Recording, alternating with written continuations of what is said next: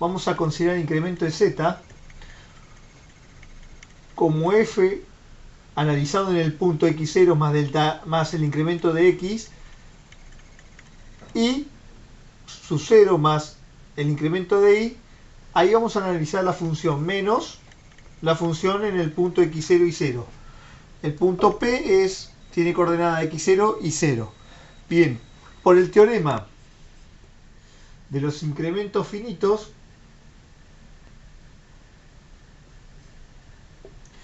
podemos considerar que el incremento de z es igual a la derivada parcial de f con respecto a x en el punto x0 y 0 por el incremento de x más la derivada parcial de f con respecto a y analizada en el punto x0 y 0 por el incremento de y más epsilon 1 por el incremento de x más epsilon 2 por el incremento de y. Bien, esto es por el teorema de incremento finito que ya se había demostrado en otro video. Recordemos que esto era el error de un cálculo. Este sería el cálculo exacto y esta parte sería el error si nosotros consideramos esta parte como el valor aproximado. Bien, eso es una aclaración. Bien, ahora vamos a considerar este incremento de z y vamos a utilizar el teorema de incremento finito para poder demostrar este teorema. Para eso vamos a considerar que x, la variable x, si yo me fijo en la función que estoy analizando, va a ser igual a x0 más el incremento de x. Y es igual a y0 más el incremento de y.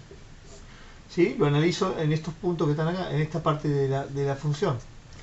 Bien, de acá puedo despejar que el incremento de x es igual a x menos x0.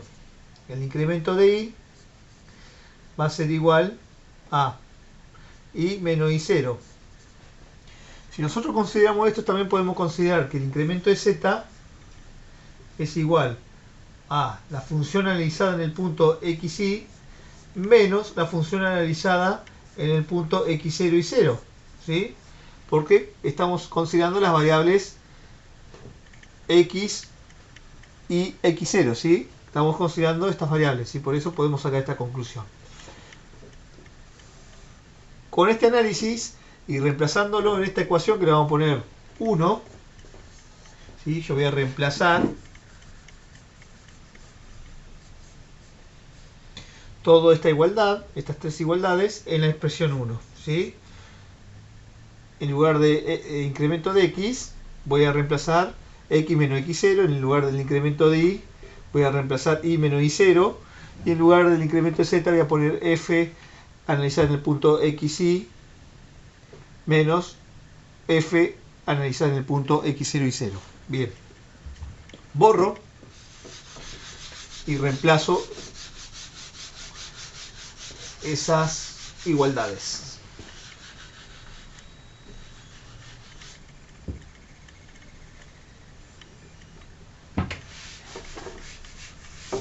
Bien. Antes puedo sacar factor común en el incremento de x, ¿sí? Que voy a sacar el factor común del incremento de x. Así que me va a quedar f, la parcial de f en x, analizada en la variable x, la derivada parcial de f con respecto a x, más epsilon 1, ¿sí? Eso por el incremento de x, más la derivada parcial de y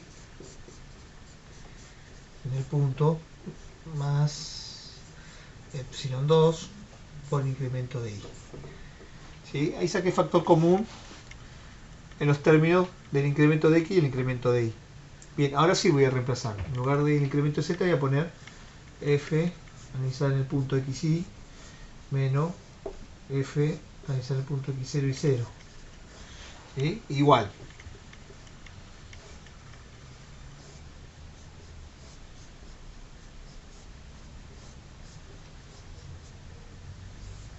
En lugar del incremento de x pongo lo que era la igualdad, que era x menos x0 más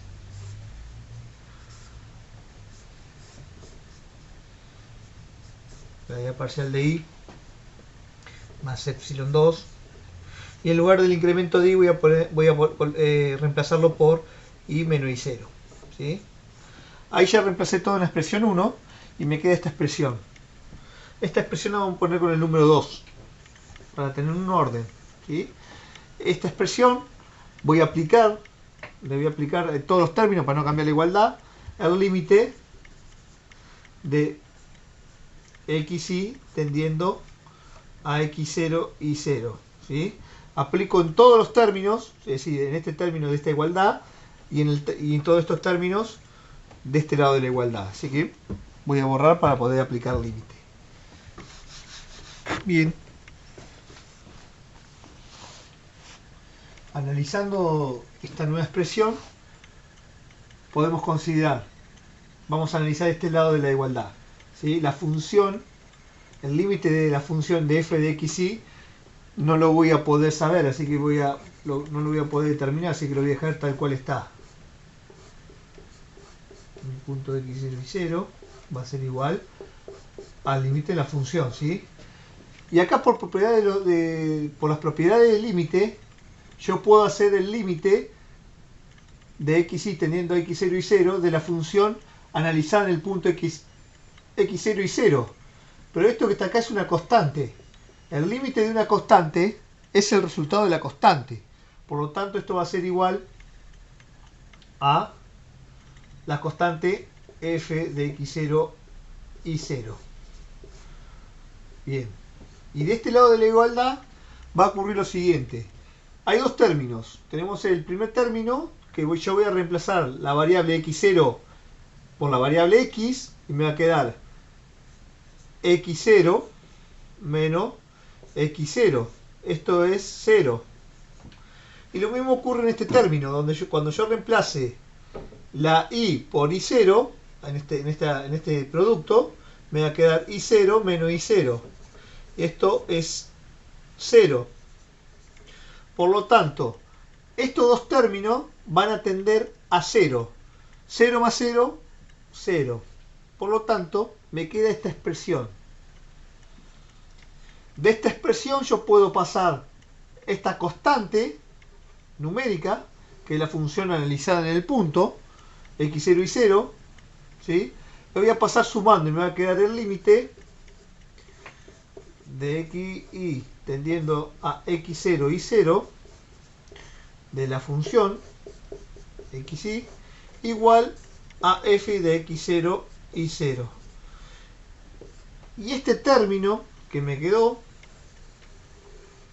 es el término que me define que una función es continua, ¿sí? Por lo tanto, esta igualdad me va a determinar que la función es continua. F de x y es continua en p x0 y 0. ¿Sí?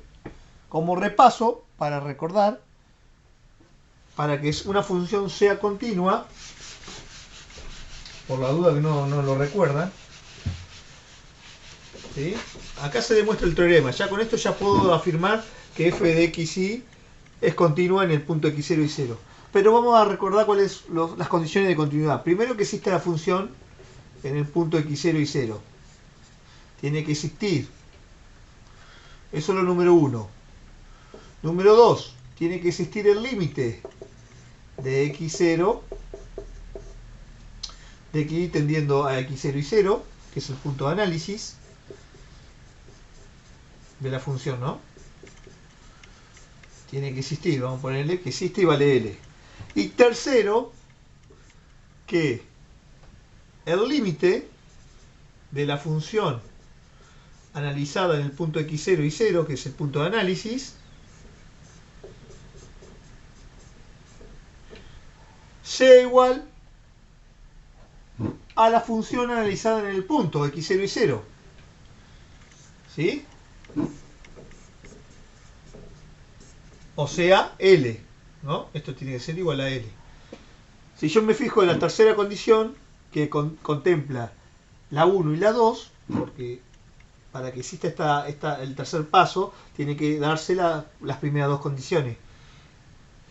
No es otra cosa que la igualdad que llegamos nosotros. Por lo tanto, afirma que la función es continua en el punto x0 y 0.